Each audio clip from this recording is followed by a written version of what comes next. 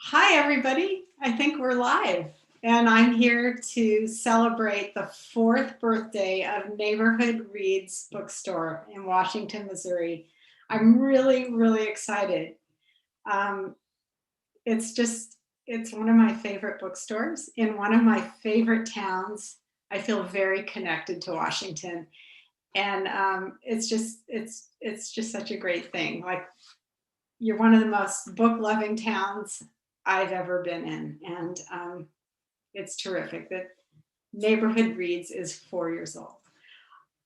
I kind of can't believe it. I was there just a few months after it opened. That was the last time I was in Washington. And I met some of you, and I hope some of you are watching. Um, Today, I'd love to talk about my new books, the Farmer books, and share them with you. There are three. Some of you may know one or more. The Farmer and the Clown came out in 2014. Last fall, The Farmer and the Monkey came out, and then this spring, The Farmer and the Circus. So now it's a completed set of books. And pretty soon I'm going to share my screen and read them to you. And then tell you a little bit about how I made them and show you my studio where I am right now. I'm in California, Pasadena, California. I'm in the backyard of my house in a little studio, which I'll show you a picture of. And then I'll come back to this kind of situation and take some of your questions. So if you have any questions, you can write them in the chat and they will be given to me when I come back on after reading the book. And if any of you are interested in ordering any of my books, you can do so by calling Neighborhood Reads or getting on the website and ordering them online. And if you want to order the Farmer books, I will send personalized book plates to you or to the store. We'll figure this out, and then they'll send them to you. So more on that later. Meanwhile, let me share my screen and let's get started. So bear with me for a second.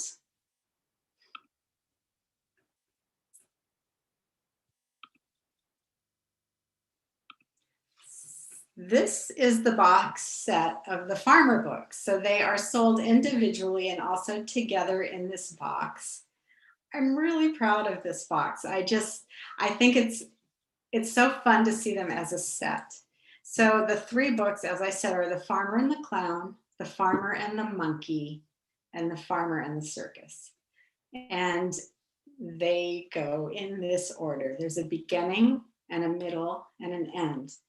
And when I first did The Farmer and the Clown, I didn't realize that I was going to be doing two more books to tell the rest of the story. I thought The Farmer and the Clown was just its own book, and I was very excited about it. I've been thinking about clowns for quite a while. When I was 4, I drew this clown. It's Bozo, it says. And that was one of my early drawings that was saved. And when I got a little bit older, I drew this circus. I guess I liked clowns and circuses. I think I was learning how to write then, because it says there are a couple words that I wrote out. And then when I was in high school, I actually dressed as a clown one day. But when I started working on The Farmer and the Clown, it was something that kind of came out of nowhere for me in some ways. And I'll tell you about that after I read them. So here's the cover of The Farmer and the Clown. And the book starts out on the title page, where we see the farmer leaving his farmhouse and going to start his long day of being a farmer at dawn. One of the things about these three books is that they're wordless. And so the story is told just in the pictures. And I'm going to walk you through that story. So we see the farmer in his field, and he's working hard. Crows are flying. And suddenly, like a train goes right by his field, and he sort of stands up to take a break, and he looks at the train. who wouldn't look at a circus train going by their field?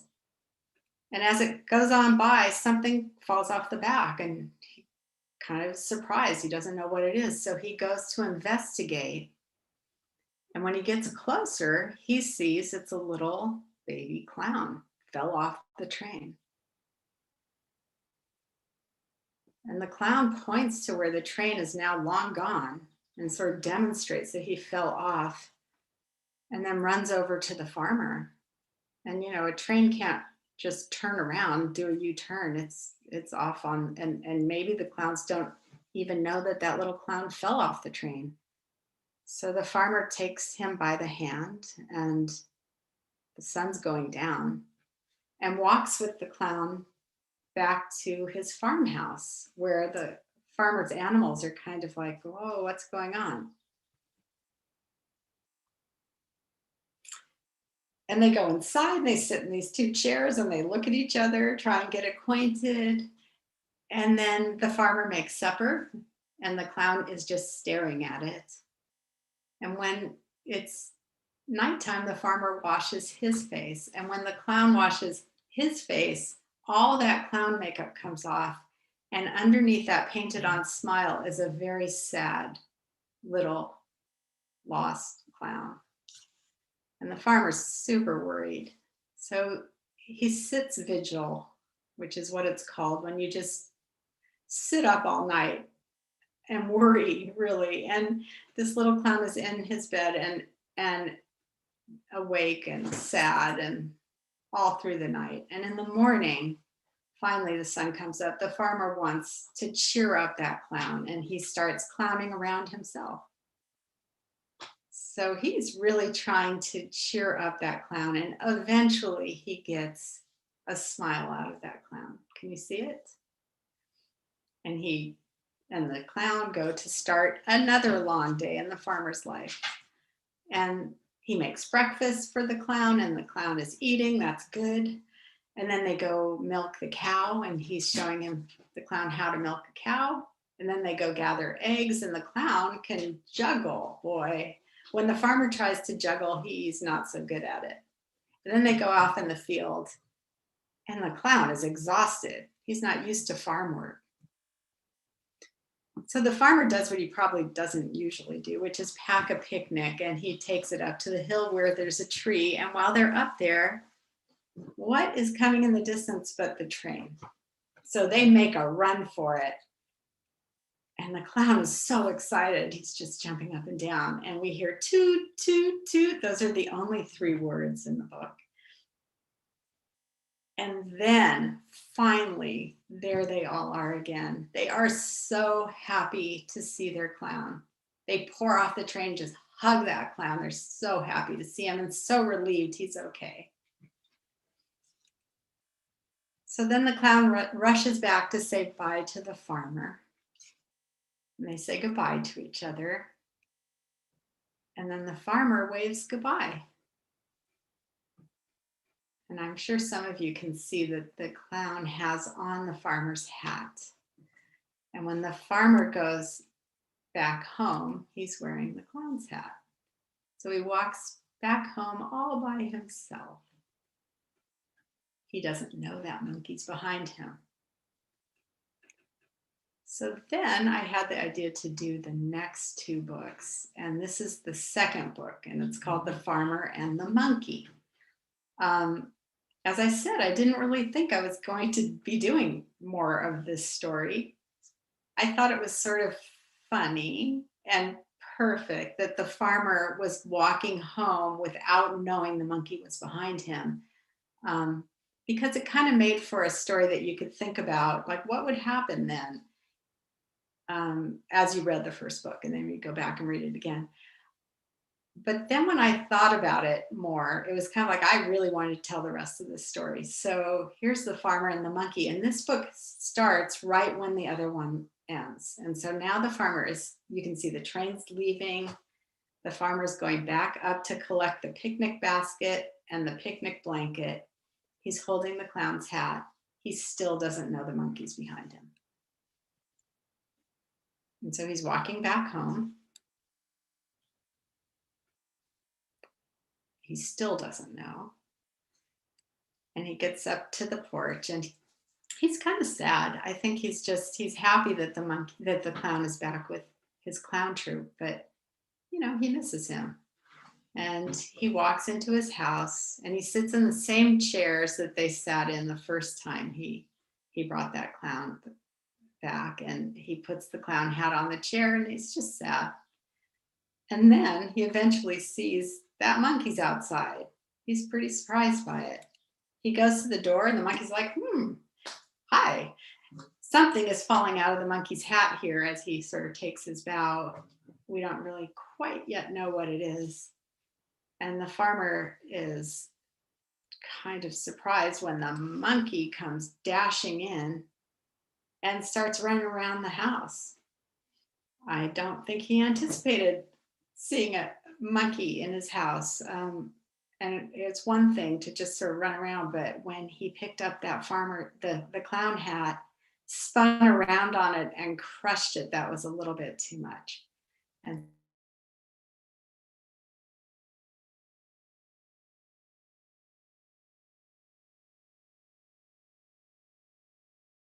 so in the morning when he opens his front door, he is shocked to see that there's snow all over the place and that monkey is right in the middle of it. And so the farmer puts on his boots and he puts on his hat and he goes out tromping through the snow and gets the monkey. He feels really bad and brings the monkey inside. And he puts him in front of the hearth and warms up the monkey in front of the fire. And then he gives the monkey a warm bubble bath and he plays his banjo for him. And then he makes the monkey a little drum while the monkey's drinking some hot cocoa, I think. And then the monkey plays some music. And then when he's reading, the monkey just conks out. He's so tired. And so the farmer gathers up the picnic basket and the blanket and the monkey, and then he puts the monkey to bed in the basket and he goes to sleep. And in the morning, the monkey is all rejuvenated and ready to start a whole new day on the farm, which, of course, the farmer has a lot of jobs to do. So when they're outside, the farmer's doing all his work and the monkey's playing that drum and the chickens are kind of frantic and the cow is kind of frantic. And the cow knocks over the farmer who had eggs and milk. It's exhausting.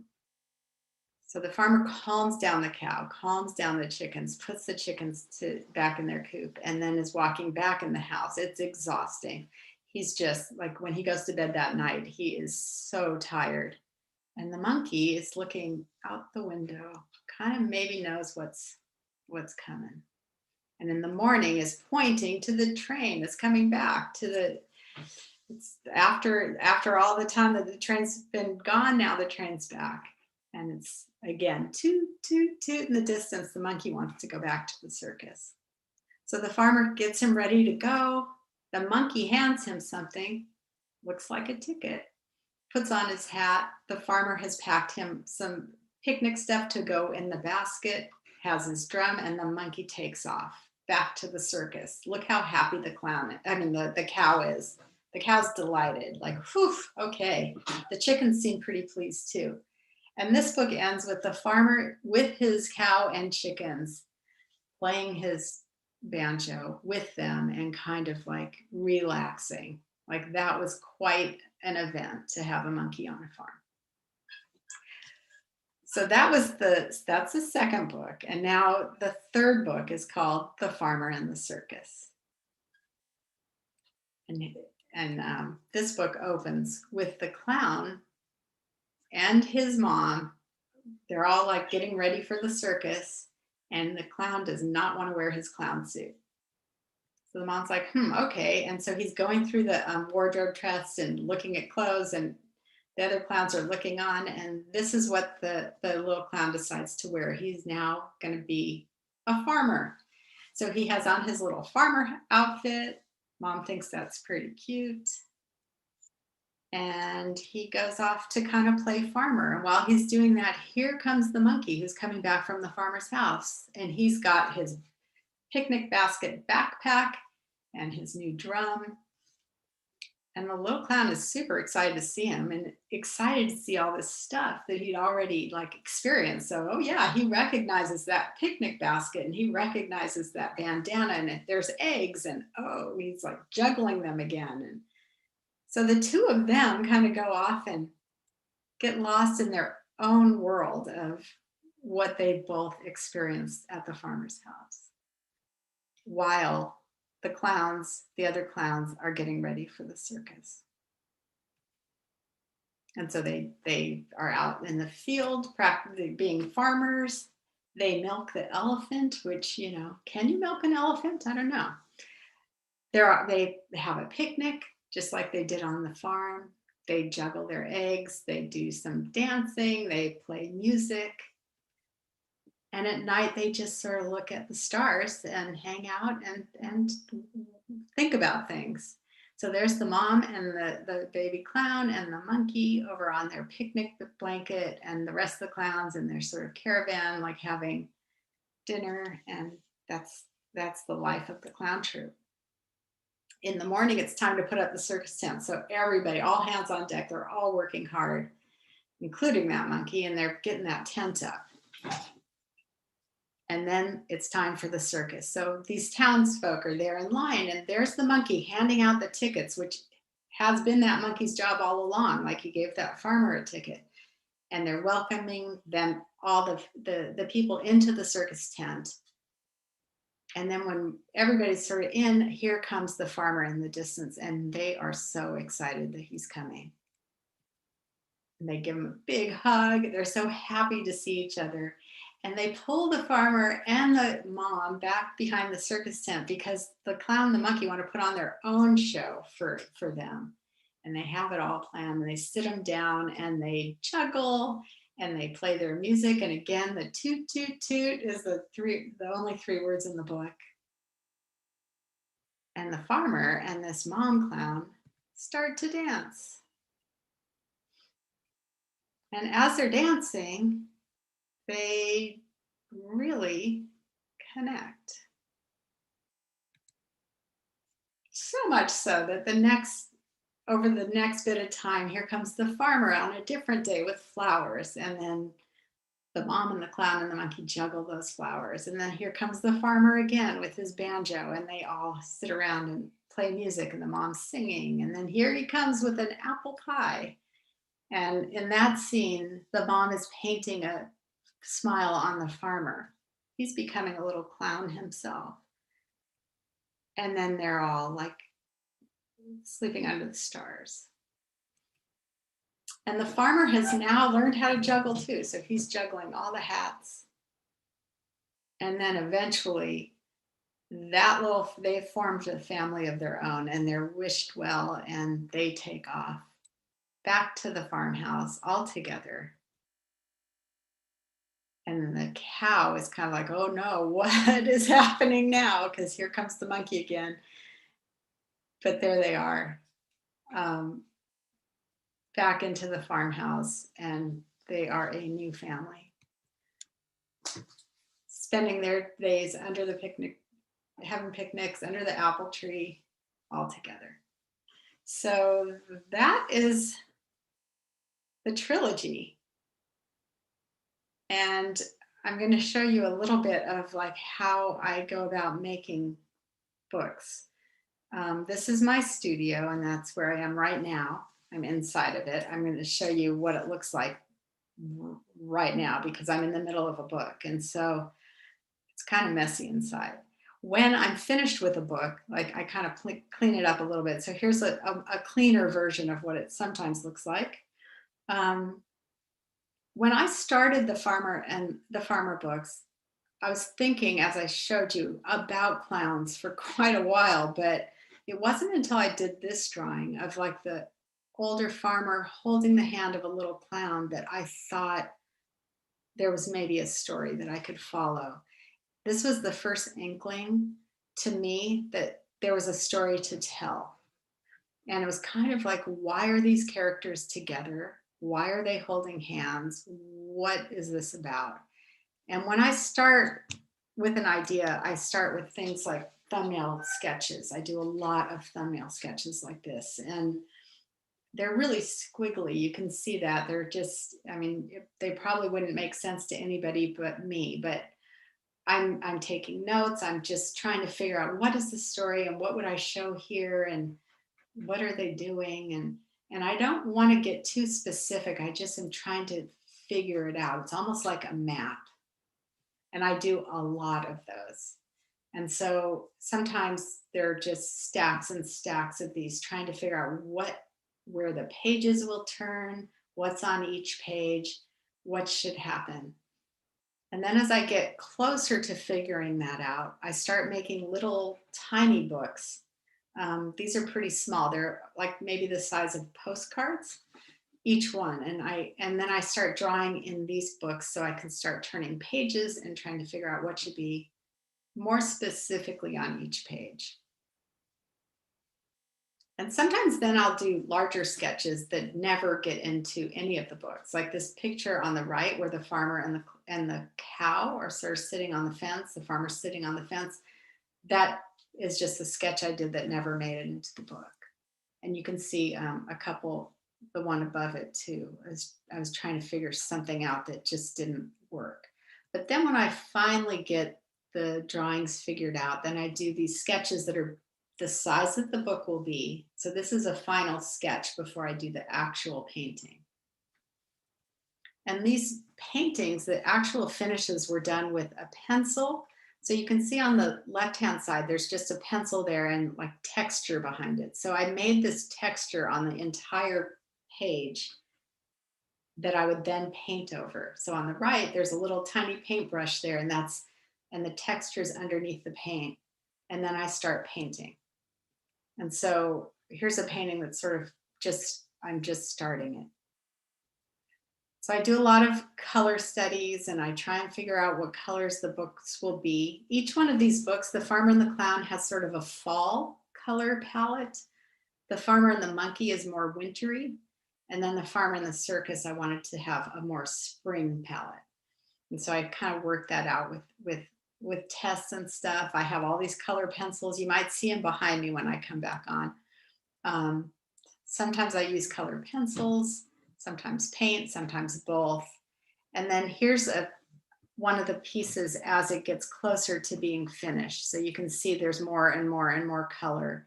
And then this is the final piece. And you could probably see that texture of pencil underneath all that paint. So as I said, I came to Neighborhood Reads bookstore 4 years ago, right after it opened. And it was so exciting. And that little sign in the front yard says, "Meet the author, Marla Frazee." That was the last time I was in Washington. It was so much fun. I wish I could be there right now. For those of you that live in town or near the town, I hope you go in this weekend and wish them a happy 4th birthday and celebrate them and celebrate yourself for supporting this independent bookstore. It's so important. Maybe find books and just say happy birthday to them for me. If you buy a farmer book or the box set, I would love to send you a book plate. They look like this. If you order the books online or call, you could tell them what you'd like, how you would like them personalized, and I will send them your way.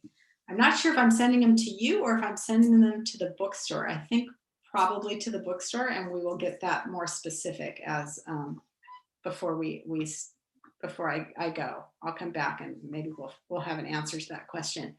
So here's the book plate, and I'd love to be able to send you some. 4 years ago, I was there and I met Daphne and Clementine and Linus, who are now 4 years older. I'm sure you guys are all grown up now. And this is when I was there. That was so fun. And Daphne and I have been pen pals ever since. So hi, Daphne, if you're there, I would love to see you. I can't wait to be back. And here is Birdie and Scout. I met them too. And Jordan, who is actually sporting a Ramona tattoo there. She's awesome. I've met so many people in Washington. Hello to all of you. I miss you. I hope to see you soon. I also love the Corncob Pipe Factory. I always like to go see it. Old Dutch Hotel. I feel like I know this town so well. I love to walk along the river. And I think I left you with Boss Baby somewhere. I'm not sure where this lives, but it says, I love Washington, Missouri. That's Bossier Baby saying it to Boss Baby. I loved it first. There's room for many bosses in this town. Love from the Boss Baby, the Bossier Baby, and me. I'm going to come back here. I'm going to stop sharing. Let's see. And come back and there. Am I here? I hope I'm here. And I would love to take questions, answer any kind of questions. Hi, Jake. And just, if any of you have any questions, that would be great. Meanwhile, as I'm waiting to see, Dawn is going to feed me some questions if there are any, and that would be great. But let me give you some news in the meantime, and that is I'm also going to be back on June 23rd with my editor, Alan Johnston, and we're going to be talking to Dawn and also Chris Stuckenschneider about how children read pictures. Our talk is called The Brilliance of Children Reading Pictures. They are brilliant. Children are the best picture readers. They're expert picture readers. And we're going to talk about that and just the process of making books. So parents, grandparents, teachers, caregivers, anyone else who loves picture books, you're welcome to join us on Wednesday, June 23rd at 6:30 p.m. And it will be a very similar link on the website to click in on that evening. And so Daphne, hey, I just got a word that you asked the first question. Hi, Daphne. I've loved being your pen pal. I'm so happy you're here. I wish I could just give you a big hug. What is your favorite book you have made? You asked me. What is my favorite book? Often I will say, because it sort of has to be true for me to get the work done, that my favorite book is the one I'm working on. Because it takes so long to do a book. It takes, me, usually a year. It doesn't take every author illustrator that long, but that's my average. And so for me, I really have to be so into it and so excited about working on it and challenged by it that it's the one I'm working on. And right now I'm working on a book that is something I have literally been thinking about for over 20 years. And I kept trying to figure out how to illustrate it. It's kind of like a prayer. And I've rewritten it and revised it. And over this last year, which has been so hard for so many of us everywhere in the world, I've kind of thought this is the right time to do it. So the title right now is In Every Life. And that's the one I'm working on. And right now, I'm going to say that's my favorite. Is there another question? Dawn is texting me as we speak. Another favorite book of mine is A Couple of Boys Have the Best Week Ever, because it's a very personal story. It came out of a real thing that happened with my youngest son, James, and Alan Johnston, my editor's son, Eamon. And they spent this week at nature camp. And I wrote and illustrated a book about that experience. And because there were so many people involved with that real story, it was a celebration to have this book out.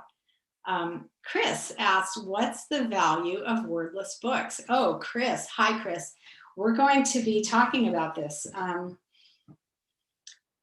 I think wordless books, they're sort of magic. And especially if you are a child who hasn't yet learned to read, or is learning to read. Wordless books are an amazing way to take in a story without the stress of having to decipher the words. And children are really good at reading pictures.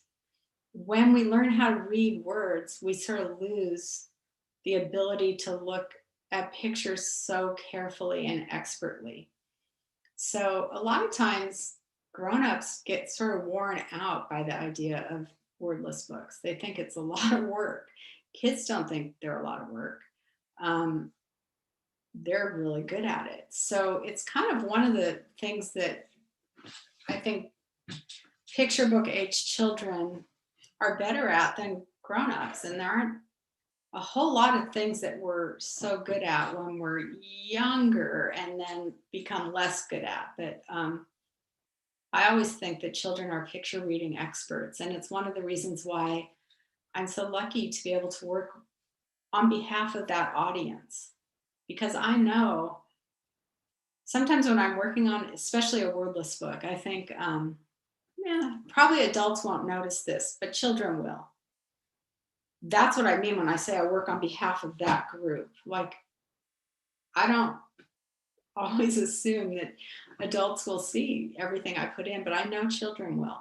I know they'll see it all. So um, I have a lot of respect for children reading pictures. And also, they can take in a much more complicated story by themselves without our help and sort of then tell it to us. There's also like a very, like an engagement that a child will have with a wordless book that is personal to them, and they can interpret things and then they can tell it back to us. So I feel like I'm in some sort of pact with them. And I mean, I love the idea of wordless books for kids. And I think finally it's becoming more of, they're becoming easier for adults to kind of wrap their mind around, I guess. They were always easy for children. Elisa or Lisa, you are so incredibly talented. Oh, thank you.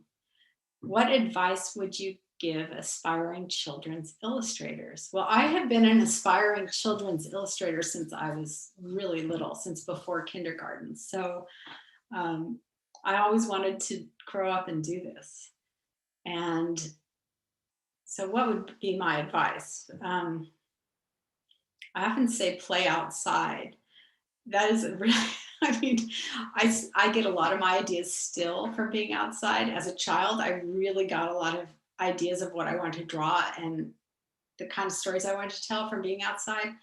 So I think that's one thing for a child. I also think it's really important to have access to paper and pencils and crayons, not fancy art supplies. You don't need to go to like art classes unless you know want to, but you don't need to. What you need is time, some paper and stuff to draw with, and sort of the the time to spend doing something that is your own. And I was lucky I had that growing up. And also I think I teach grown-ups now, and I tell them to remember what it felt like when they were young, when they were kids, and they were just sort of drawing whatever they felt like drawing and how happy that made them. Like anybody that comes into my classroom as an adult who still draws actually had that experience. It's the reason why they have grown up and they still like to draw. It's because they liked it when they were little.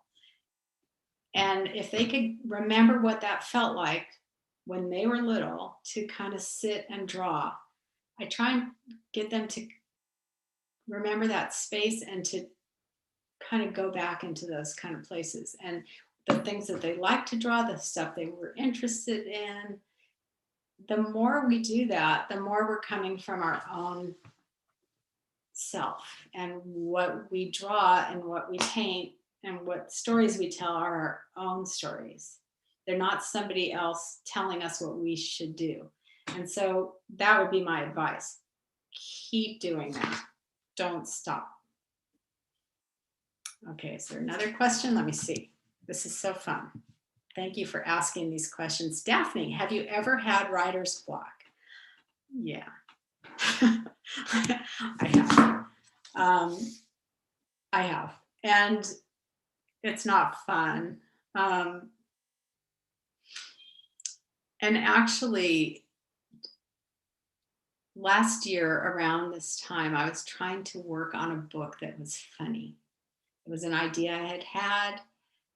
It seemed like it was completely formed, and I thought it was going to work, and it just didn't work. It just wasn't funny.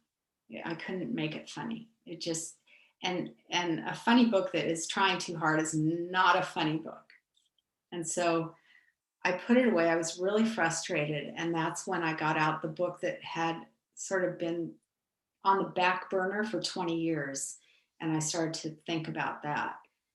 And eventually, after many months of thinking about it, I kind of got that. I realized that's the one it's time to do. And it's stressful to have writer's block. I mean, no one likes it. It's what I have tried to do about when I have it is to get outside, like, or do something else. Like, I used to just sit and try and work and try and do it and get in a terrible mood.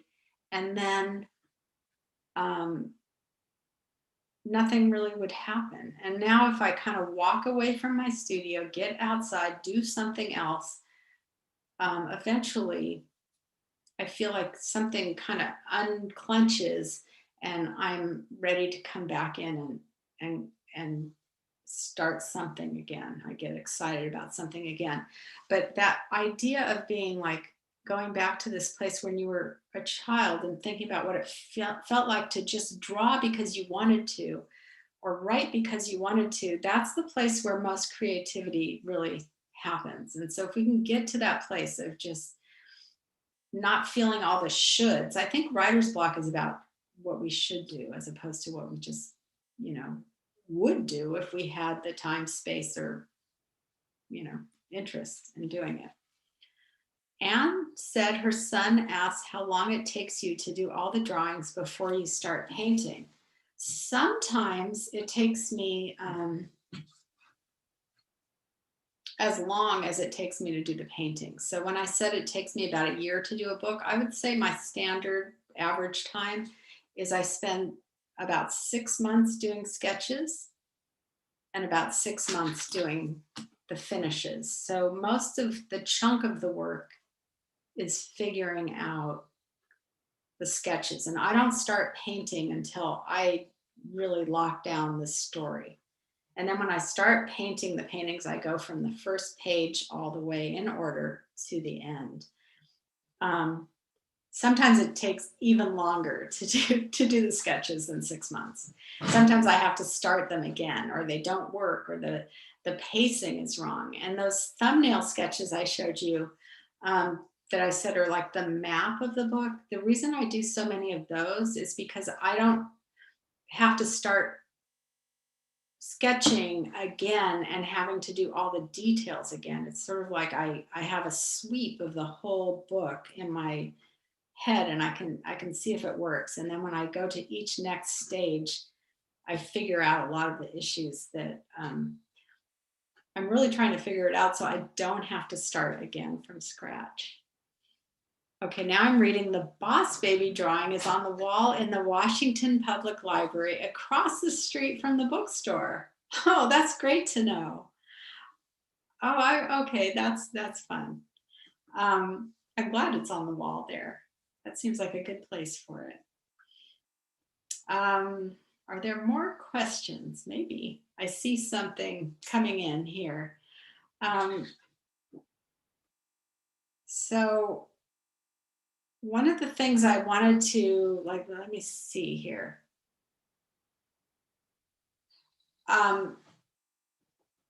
Wait, I'm sorry. Something was happening and now it stopped.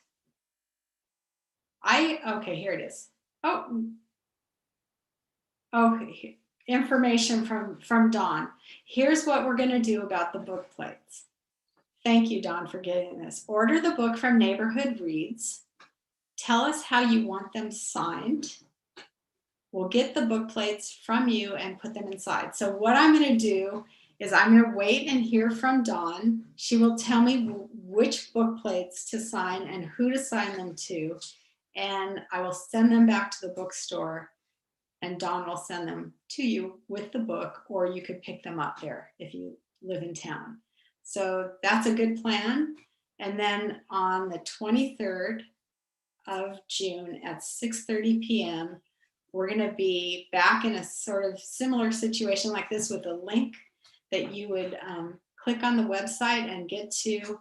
And it will be Alan Johnston, my editor, me, Don, and Chris. And we will be talking to you about wordless books and children reading pictures and how we make books, and just sort of in the weeds a little bit more about like what the bookmaking process. And I just got a text from Dawn saying, come to bookstore next year for number 5. Yes, I'm going to put it on my calendar. I cannot wait to celebrate the 5th birthday.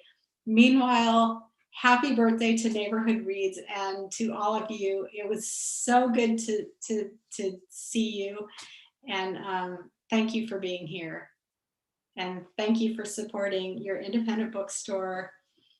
And take care.